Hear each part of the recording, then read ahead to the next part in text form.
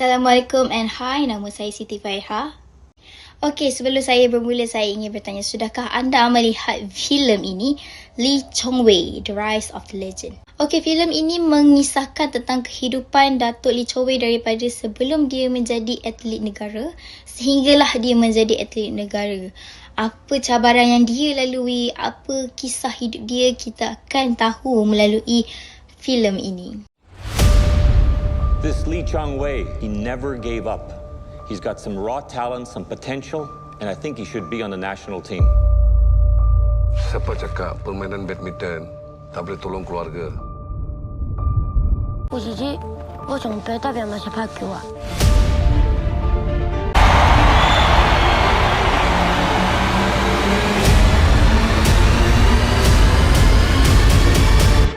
Coach, rasa saya boleh menang Lingdan ke? FF 前边撒了远 Coach. Coach! Kau kena hati-hati dengan Kun Chen. Dia selalu beli orang baru tahu. 我爸反对我们在一起，是我不够好。不是， Impian awak adalah impian dia. Kami dah anggap awak sebahagian daripada keluarga kami.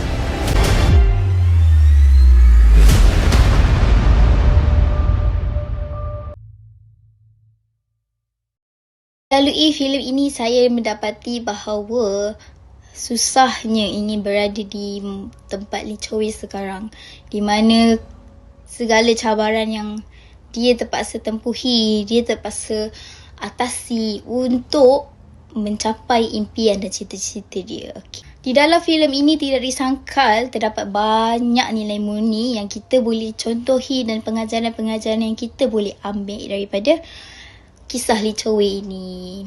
Okey, kalau kita nak cerita pasal nilai murni keseluruhan yang ada dekat dalam filem ini terlalu banyak.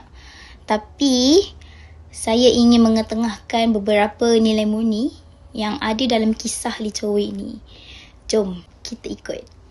Daripada filem ini, saya dapati rupa-rupanya bapa kepada Lee Chong-wei, Chai, dia tak menyokong minat dan cita-cita Lee Chong-wei untuk menjadi pemain badminton. Sebab Lee Chong-wei dia bukan daripada keluarga yang senang. Dia macam kita, keluarga yang sederhana. Dan bapa dia tu lebih suka dia untuk kejar pendidikan daripada sukan. So, setiap kali apa Lee Chong-wei nak buat, dia akan halang, dia akan marah, dia akan macam, tak payah nak main sukan sangat lah, kau belajar je. Macam tu ayat dia. Tapi bukan macam tu lah.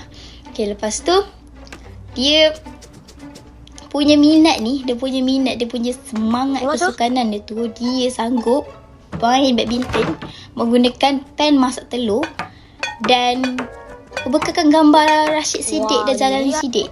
Masa Lee Chong-wei sekolah rendah, masa tu Jalani Siddiq dan Rashid Siddiq sedang mengungguli negara kita dengan sukan badminton lah. So, dia berbekalkan gambar Rashid dan Jalani Siddiq tu, dia letak dekat dinding. Dan dia berlatih menggunakan pen telur dan juga gambar di dinding untuk menjadi pemain badminton. Sebabkan itu, beliau dikatakan budak gila sebab pemain badminton dengan dinding. Siapa je nak main dengan dinding? Orang main badminton berlatih dengan manusia, dengan net, dengan court. Tapi tak, dia berlatih dekat dinding rumah, luar rumah sahaja. Tapi benda tu tak menjadi batu halangan kepada Datuk Lee Chong-wei untuk terus berusaha, terus berlatih, terus mengasah bakat yang ada. Okay, kenapa beliau berusaha gigih untuk berlatih? Sebab dia ada nampak poster perlawanan badminton sekolah rendah pada ketika itu. Dia nak join badminton tu, tapi dia tak ada raket. So bila dia datang, dia cakap, saya nak join tapi saya tak ada raket, boleh ke? Tapi orang tu kata, macam mana nak join tapi kalau tak ada raket sendiri? Memang kena bawa raket sendiri. Masa tu dia dah macam sedih. Dia dah sedih sebab macam, tak dapat lah aku nak main kan. Pada waktu tu Kere datang. Dia datang, dia kata, macam mana nak main? Tak ada raket kan? Lepas tu dia bagi raket dekat Lee Chong-wei. Dia kata, nah, Ambil pergi lawan. So dia berlawan. Pada awal perlawanan tu dia punya rentak permainan tu sangat tak teratur. Rentak permainan dia macam terkocok-kocok. Dia tergopoh-gapah. Sebab dia kan tak pernah main dengan manusia. Dia tak pernah main dengan net. Dia main dengan dinding je. So dia tak tahu apa benda yang dia kena buat. Apa step yang dia kena buat. Apa strategi dia tak tahu. Tapi waktu tu demi untuk menjadi champion, dia kata. Demi menjadi champion, dia bangkit kembali. Dia tengok rentak perlawanan orang sebelah, perlawanan orang depan. Dia tengok rentak tu macam ni. Dia belajar dalam masa yang sangat singkat. Dan akhirnya dia menang dan mengungguli kesukanan tersebut. Perkara ini patut dipuji kerana beliau merupakan pelajar sekolah rendah. Tapi dengan berbekalkan latihan yang tak cukup, latihan yang sedikit, latihan sendiri, tapi dia boleh mengalahkan semua pemain-pemain dekat situ yang dah sememangnya berlatih dengan coach. Look like a snake! Benda ni sangat menakjubkan untuk saya lah. Untuk saya dan juga para penonton macam, menang? What? Macam tu reaction masa saya tengok filem tu. Sungguhlah saya respect dengan Lee Chong Wei ni. Daripada kecil dia dah cukup berazam untuk menggapai apa yang dia nak. Benda ni kita memang patut contohi lah. Okay, disebabkan dia bermain dengan sangat baik pada kejohanan tersebut, ada seorang coach yang bernama Tae Peng Huat. Dia sangat-sangat berminat untuk menjadikan Lee Chong Wei ni sebagai dia punya anak buah. Sebab dia kata Lee Chong Wei ni ada potensi besar untuk menjadi pemain nombor 1 negara. Tapi perkara tu ditentang sekeras-kerasnya oleh ayah dia. Sebab ayah dia kata, buat apa nak main badminton? Kenapa? Belajar. Sebab itulah. Sebab kau fokus sangat main badminton ni. Sebab itulah kau punya keputusan exam ni teruk macam tu. So, memang ditentang lah. Ayah dia punya lamaran sampai raket yang dia dapat daripada Uncle Ray tadi, dia patahkan. Masa tu memang sedih lah. Kalau kita sebagai anak pun bila fikir kat tempat Lee Chong Wei, memang sedih lah bila kita dah berusaha menang, lepas tu dihancurkan macam tu saja. Macam efek kita tak nampak. Benda tu sedih lah. Dan Lee Chong Wei menangis. Dia menangis kat katil sepanjang hari sampai malam dia nangis. Tapi satu je, Lee Chong Wei ni dia dapat sokongan penuh daripada mak dia sendiri. So mak dia ni tak pernah putus asa, tak pernah putus bagi semangat lah kat dia. So disebabkan itu dia adalah sedikit kembali rasa nak jadi player badminton tu. Walaupun dia dah kuburkan, dia dah hancurkan impian dia tu seperti mana bapak dia hancurkan raket dia. Tapi benda tu kembali menyala sedikit sebabkan sokongan mak dia. Jadi pentingnya sokongan ibu ayah kepada anak-anak. Satu dia. Disebabkan kesedihan beliau, dia kuburkan hasrat untuk bermain badminton. Dan dia tolong Uncle Ray pasang jaring badminton. Dalam masa yang sama, Uncle Kikong ni datang untuk mengambil kesempatan bakat Lee Chong Wei dan bawa pergi bermain underground sana. Seperti yang kita tahulah, kalau permainan underground ni, diorang bermain atas taruhan orang sekeliling ataupun orang yang berada di kawasan itu. Tapi dia sukalah sebab dia dapat bermain badminton. Jadi bila bapak dia tahu yang dia bermain badminton Kalau ini bapak dia pertandingan, sangat marah. boleh kalah. Ini uang semua rupiah. Dekat sini baru saya tahu kenapa bapak dia tak bagi Lee Chong Wei bermain badminton. Sebab bapak dia dulu pernah main badminton dan join underground, dan adalah konflik yang berlaku menyebabkan dia tak bagi anak-anak dia main badminton. Tapi disebabkan dia tengok Lee Chong Wei ni betul-betul semangat, betul-betul nak main badminton tu, dia kata kalau betul-betul nak, dia akan hantar Lee Chong Wei ni dekat Peng Huat. Dia akan hantar dekat Uncle Peng Huat. So Lee Chong Wei kata, Lee Chong Wei kata, ayah, saya memang nak jadi pemain nombor 1 negara, pemain nombor 1 Malaysia. So bapak dia pun hantarlah dia ke Tay Peng Huat. Disebabkan itu, Lee Chong Wei mendapat sokongan penuh dari bapa dia dan dia juga mendapat latihan yang cukup dari Tay Peng Huat dan dia mewakili tim Tay Peng Huat untuk pemilihan peringkat nasional dan menang dan mendapat nombor 1 dalam pemilihan itu. Lepas dia menang tu, dia excited lah. Dia nak pergi KL, dia nak masuk BAM, Badminton Academy Malaysia.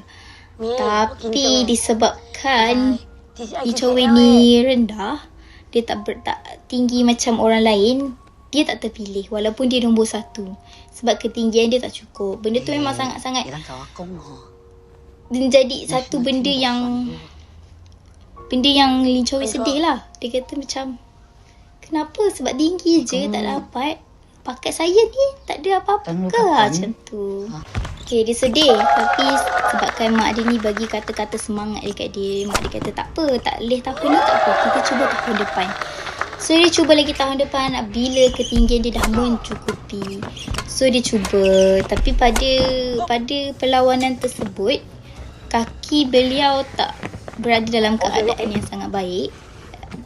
Dia kalah, tapi dia mampu menggugat kedudukan best player yang tim nasional ada.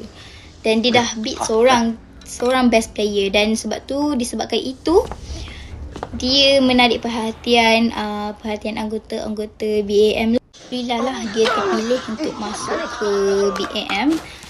Dan bila dia masuk situ, dia jadi lost kejap. Dia macam lost sebab yelah kita masuk tempat baru, jumpa dengan orang-orang yang sama hebat. Ada yang lagi hebat daripada kita, ada yang lagi kuat daripada kita. So dia jadi sangat down, sangat low. Okay, dia mula hilang arah, dia hilang semangat. Tapi disebabkan guide daripada Miss Boon dan juga coach dia, coach yang lain, so dia mampulah keep up dengan, dia mampu mengiringi dengan orang-orang lain kat situ. Dan disebabkan itu dia terpilih untuk mewakili All England negara dalam kejohanan All England. Tahniah.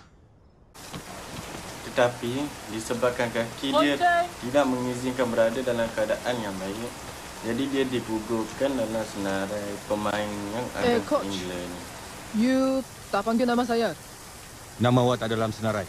Coach, hari itu bukan coach tak pilih saya?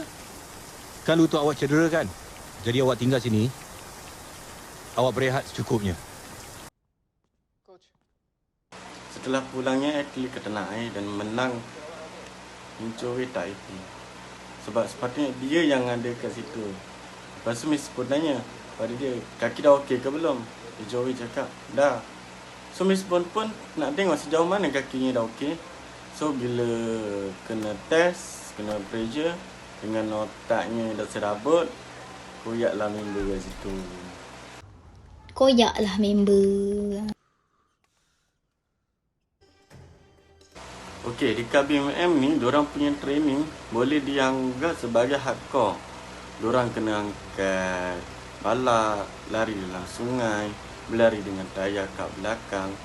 Tapi disebabkan ingin menjadi atlet negara, diorang tak pernah patah semangat. Walaupun latihan yang sangat ekstrim bukan batu palang untuk diorang berlatih, dan lebih orang cakap lagi bersemangat untuk berlatih kerana untuk merealisasikan impian dan cita-cita masing-masing.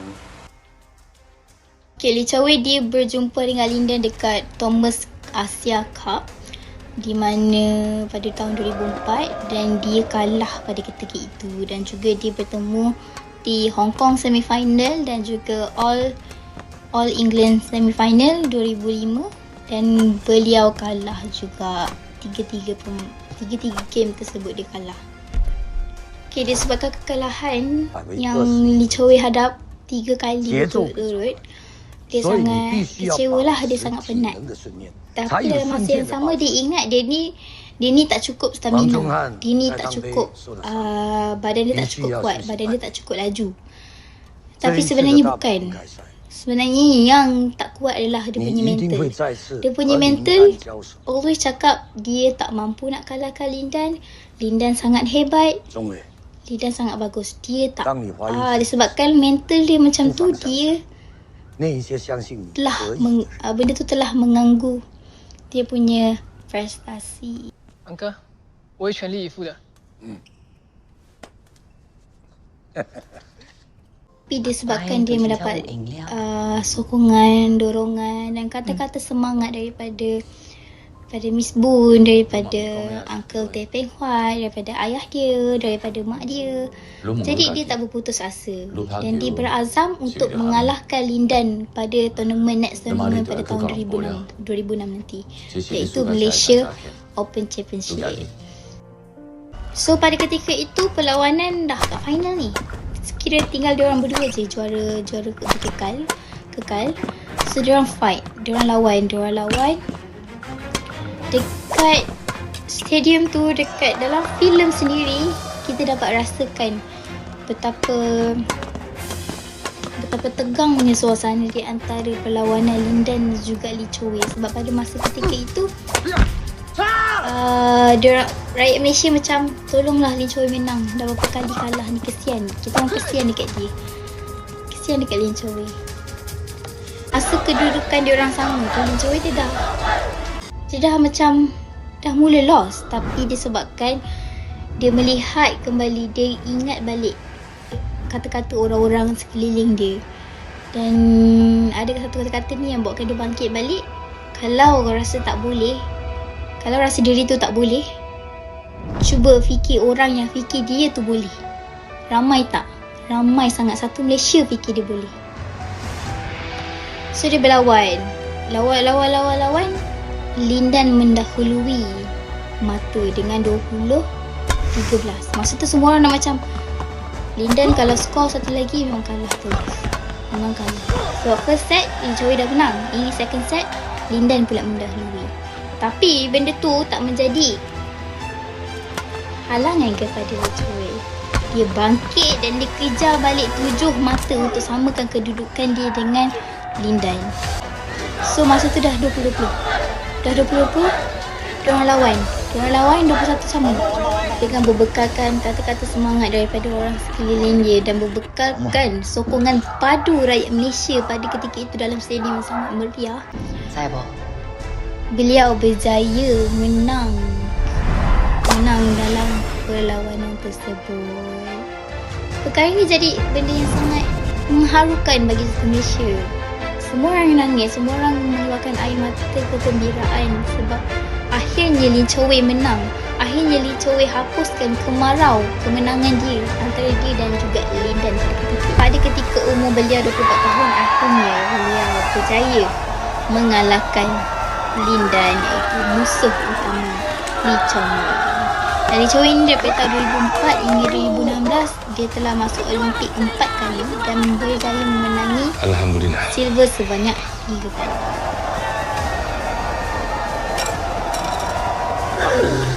Ya, Pak. Apa yang kami dapatkan daripada video ini, seperti yang kita nampak, Lee Choo Wei seorang yang berusaha, berazam tinggi, tidak kenal arti mengalah selagi belum mencuba sehingga habis. Selagi belum mencuba sehingga habislah. Seperti contoh Lee Choo Wei yang ketinggalan sebanyak 7 mata, tetapi azam yang tinggi, selagi belum habis permainan, dia tidak berhenti berusaha dan bukan penghalang untuk menjadi juara. Selain itu, sokongan daripada keluarga, kawan-kawan juga memainkan peranan yang penting untuk diri kita. Saidina Umar RA berkata, kekuatan tidak datang dari kemampuan fizikal, tetapi ia datang dari semangat yang tidak mengalah. So, kita hendaklah jangan pernah berputus semangat untuk melakukan sesuatu perkara selagi belum ada kata penamat. Sekian dari kami. Assalamualaikum warahmatullahi wabarakatuh dan terima kasih. Yus.